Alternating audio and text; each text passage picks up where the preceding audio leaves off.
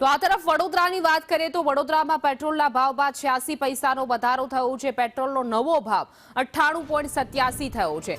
અગાઉનો પેટ્રોલનો ભાવ 98.81 રૂપિયા હતો તો ડીઝલ પ્રતિ લીટર 94 પૈસા મોંઘું થયું છે।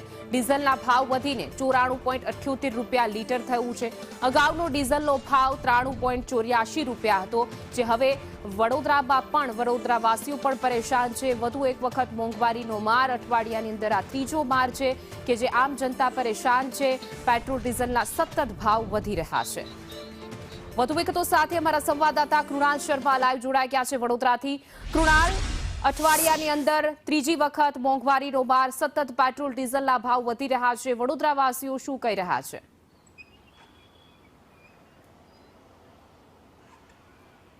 છેલ્લા એક સપ્તાહમાં 3 વખત ભાવ વધ્યા છે અને સીધા 5 રૂપિયા વધી ગયા કહેવાય। એ ભલે એક સપ્તાહમાં 3 વખત હોય, પરંતુ સીધા 5 રૂપિયા પેટ્રોલ પર એક સપ્તાહમાં વધી ગયા છે। આપણે અહીંયા ભાવ પણ બતાવીશું। આ ડીઝલનો જે ભાવ છે 94 રૂપિયા 78 પૈસા છે, એટલે કે સીધા 95 રૂપિયા જ કહેવાય, કારણ કે 10-20 પૈસા પેટ્રોલ પંપવાળા પાછા નથી આપવાના, સીધું 95નો હિસાબ થતો હોય છે। અને જે પેટ્રોલ છે તે ભલે 99 રૂપિયા હોય, પણ તેને પણ 100 રૂપિયા જ માની લેવામાં આવે, કારણ કે 1 રૂપિયાનો બલ્કમાં હિસાબ હોઈ શકે, પરંતુ જે છૂટક પુરાવા આવે તેમને કોઈ હિસાબ નથી હોતો, એટલે 100 રૂપિયાએ પહોંચી ગયું કહેવાય। અહીંયા જે સામાન્ય યુવાનો છે તેમની સાથે વાત કરીએ। એ પેટ્રોલનો ભાવ આથી વધી ગયો, તમે નોકરી કરો છો, શું કરો છો? ફોટોગ્રાફર છે। ફોટોગ્રાફર છો? શું પરિસ્થિતિ પડી છે? ફોટો પાડવાના ભાવ વધારી દેશો? શું લાગે છે, ભાવ વધારવો પડશે? પોસાય છે ખરું પેટ્રોલ?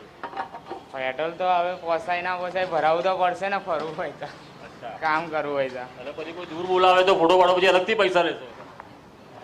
જેવી સ્થિતિ પ્રમાણે આગળ થાય તો કરશું। ગૃહિણી પણ સાથે છે અહીંયા, પેટ્રોલ ભરાવા તેઓ પણ આવ્યા છે, તેમને ઘર પણ સંભાળવાનું છે અને અન્ય કામકાજ પણ સંભાળવાના છે। તેમની સાથે પણ અહીંયા વાત કરીશું। મેમ, આપ આए हो? नहीं, पेट्रोल पुरावा આવ્યા છો, એસએસજીમાં તમે છો, પણ એક વુમન તો છો, ગૃહિણી તો છો। આ પેટ્રોલના ભાવ વધ્યા છે, કેટલી અસર પડવાની સામાન્ય માણસ પર? અસર તો બધા જ પડે। પેટ્રોલ વધે તોય પડે, બધા ભાવ બધા અમારી પબ્લિક પર જ આવે છે ને। એમાં સરકારનું કશું થતું નહીં, કોઈનું નહીં કશું થતું, એવરેજ છેલ્લે પબ્લિક પર બધું આવે છે। શાકભાજીના ભાવ પણ વધવાના છે, પેટ્રોલના ભાવ? એટલે એ જ કશું, એ બધું અમારી પર નાખશે ને બધા, સરકાર તો અમારી પર નાખવાની છે ને। અત્યાર સુધી અસર તો હતી જ, હવે કેટલી પડે? વધારે થશે। એ રૂપિયા ચાલુ રહ્યો છે 300 રૂપિયા। એક વર્કિંગ વુમન, તમે તો વર્કિંગ વુમન છો, જે ગૃહિણી છે તેમને કેટલી તકલીફ પડતી હશે, બિચારા સામાન્ય પરિવાર છે,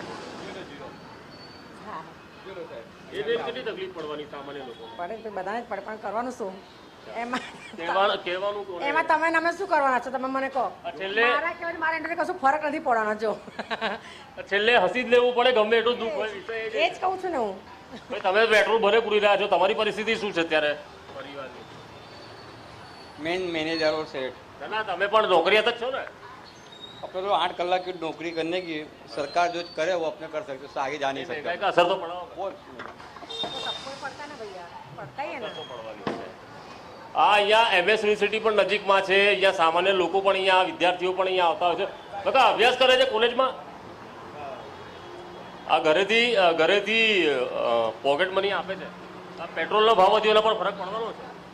फर्क तो पड़े। 200 કેટલાનું પુરાવો છો તમે પેટ્રોલ? અઠવાડિયામાં 100-200 ચાલી જાય છે? हाँ, અત્યારે તો ઇન્ટેન્સિવ ચાલે એટલે। दादा, ये पेट्रोल का ये भाव बढ़ गया, ये मोपेड आपका तो इतना एवरेज भी देता नहीं होगा, क्या परिस्थिति है? 1 रुपया आज और बढ़ गया है पेट्रोल का। घर का थोड़ा फर्क तो पड़ता है, अभी अपन क्या करें, धंधे वाले उसकी जरूरत तो पड़ती है हमको पेट्रोल के, उसके बिना हम लोग साइड पे नहीं जा सकते, काम नहीं कर सकते हैं, तो बहुत फर्क। काम के लिए गाड़ी निकालते हैं? काम के लिए गाड़ी निकालते हैं, और इसे घूमने कहीं जाना हो? कोई घूमने का जाने का नहीं है, सुबह से लेकर शाम तक काम ही रहता है। साइड पे जाते उधर काम करते, फिर शाम को काम करते हो? हमारा वाटर प्रूफिंग का काम काज है। वाटर प्रूफिंग का? हाँ। यानी बारिश आ गई है, बारिश आ रही है तो घर में सबका लीकेज वगैरह होता है, तो हाँ, तो लीकेज तो तुम्हारे बजट में भी हो गया है, भाव बढ़ाना पड़ेगा इसका। अब कहाँ से भाव बढ़ाते हैं? 5 रुपये भी बढ़ाते हैं तो कस्टमर बोलते हो बहुत भाव ज़्यादा है, तो फिर हमको वही भाव से काम करना पड़ता है। नुकसान तो भुगतना ही पड़ता है। और ये साथ में आदमी भी रखे होंगे, उनको भी पगार देना होता है? पगार देना होता है ना, साथ में लेके जाते हैं, साथ में लेके आते हैं। अच्छा, उनका भी भाव बढ़ेगा? उनका हाजिरी बढ़ गया, हमारा भाव उधर का उधर ही है। क्या उनका कितना बढ़ गया? उनका 700 रुपया देना पड़ता है हमको। और आपका वो ये 700 प्लस खाना पे नाश्ता वास्ता देते हैं, प्लस लेके जाओ साइड पे वापस लेके आओ। पहले कितना देते थे? पहले 500 550 होता था, अब तो क्या भाव 200 रुपये बढ़ गया है? ये कब से बढ़ गया है ये 200 रुपये? बस ये मंदी चालू है तब से ये और चालू हुआ है। 2-3 महीने से ये बढ़ा हाँ, ये सब है।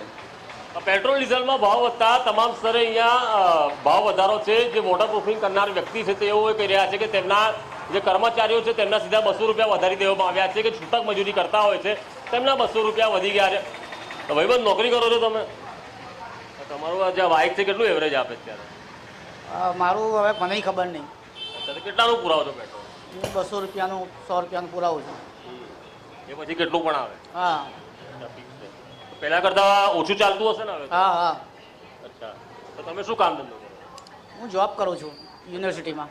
અચ્છા, તો પગાર વધી ગયો તમારો? ના, અચ્છા, પણ પેટ્રોલના ભાવ વધશે તો તેની પેટ્રોલના હું તે બધાના જ ભાવ વધે છે. બીજેપી સરકાર છે ગુજરાતમાં 150 પેટ્રોલ પુરાવાનું હોય, આમાં 100 રૂપિયા પેટ્રોલનો ભાવ વધી જાય. ઘરમાં તકલીફ તો પડશે. તકલીફ તો બધાને જોઈએ ને, તકલીફ આવે મોંઘવારીમાં. તો રજૂઆત કરી યુનિવર્સિટીમાં કે ભાવ વધવાનો, મારો પગાર વધે? એ તો હવે વધારે જ છે, હર વર્ષ 2 વર્ષે 3 વર્ષે. અચ્છા, પણ પેટ્રોલના રોજ વધે? પેટ્રોલના રોજ વધે, રોજ નહીં વધતા. રોજ ક્યાં વધે છે યાર? આ અઠવાડિયામાં 5 રૂપિયા વધી ગયા. શું હવે શું કરવાના? આ યુનિવર્સિટીના કર્મચારીઓ છે, 3 વર્ષે એકવાર પગાર વધે છે અને જે પેટ્રોલના ભાવ છે તે અઠવાડિયામાં સીધા 5 રૂપિયા વધે છે ને પણ 3 વાર ટુકડે સીધા 5 રૂપિયા વધી ગયા છે.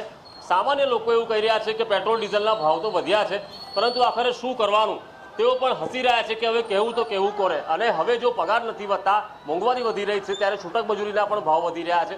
એટલે પેટ્રોલ ડીઝલના ભાવ વધતા આખરે જે સામાન્ય જીવન છે, જનજીવન છે, તેના ઉપર માઠી અસર જોવા મળી રહી છે. જી બિલકુલ કૃણાલ, અમારી સાથે જોડાવા બદલ આપનો આભાર.